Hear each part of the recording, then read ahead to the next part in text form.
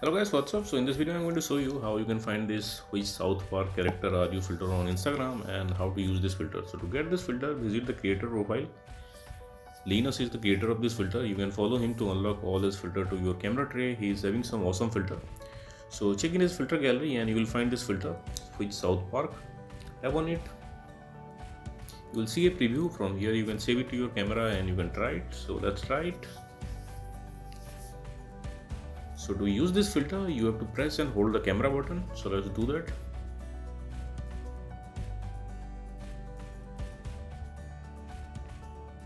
And that's it. So that's it guys. Likewise, you can get this filter on Instagram. So thanks for watching the video guys. See you in the next video.